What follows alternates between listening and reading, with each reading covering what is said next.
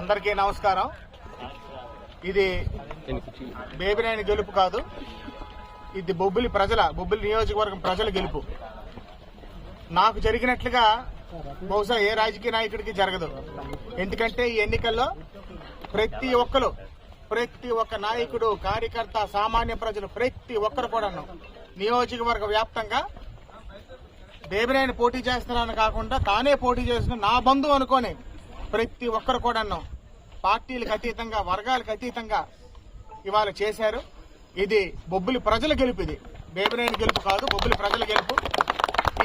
ఈ విజయానికి దోహదపడినటువంటి ప్రతి ఒక్క తెలుగుదేశం పార్టీ నాయకుడికి, కార్యకర్తకి, అదేవిధంగా జనసేన పార్టీ నాయకులకి, కార్యకర్తలకి, బీజేపీ పార్టీ నాయకులకి, కార్యకర్తలకి, ముఖ్యంగా ఒక నిజాయితీపరుడు, ఒక ఉన్నత వ్యక్తిత్వం కలిగిన వ్యక్తి 2019లో నా సోదరుడు ఓడిపోవడం నేను జీర్ణించుకోలేకపోయాను.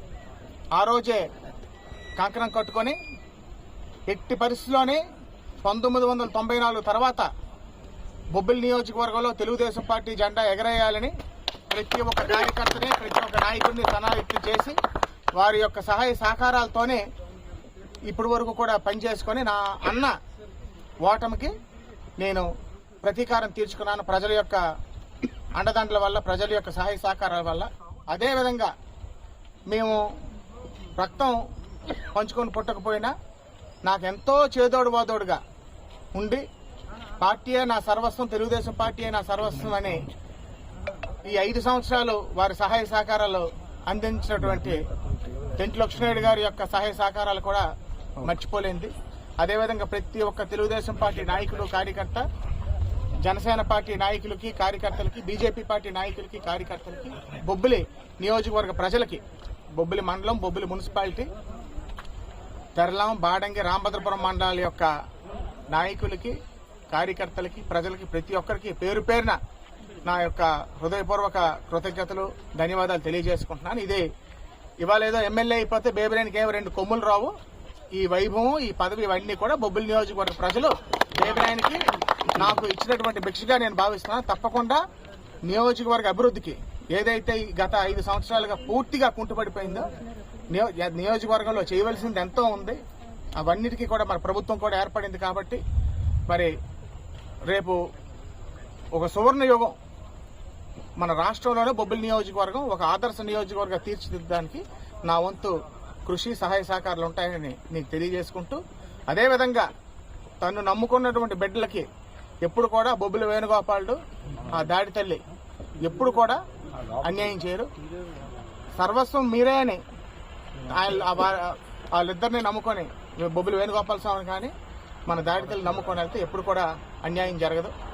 అదే వారి బిడ్డలకి బిడ్డల్ని ఎప్పుడు కూడా వైభవంగా చూసుకుంటారని ఈ ఎన్నిక ఒక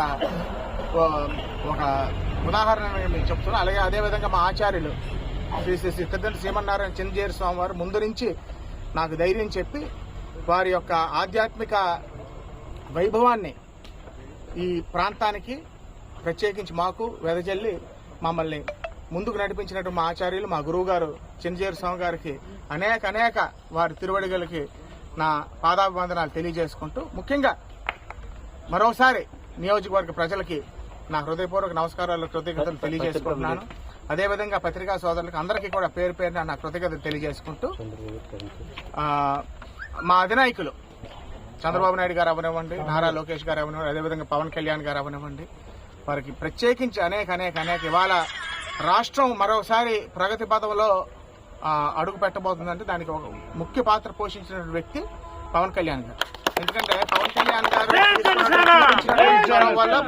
కళ్యాణ్ గారు తీసుకున్నటువంటి నిర్ణయాల వల్ల ఇవాళ ఈ కూటమి అధికారంలోకి రావడం జరిగింది. చంద్రబాబు నాయుడు గారు ఒక సువర్ణ యుగానికి శ్రీకారం చుట్టబోతున్నారు. ప్రత్యేకించి ఆంధ్ర రాష్ట్ర ప్రజలకు కూడా నా హృదయపూర్వక నమస్కారాలు, కృతజ్ఞత తెలియజేసుకుంటున్నాను.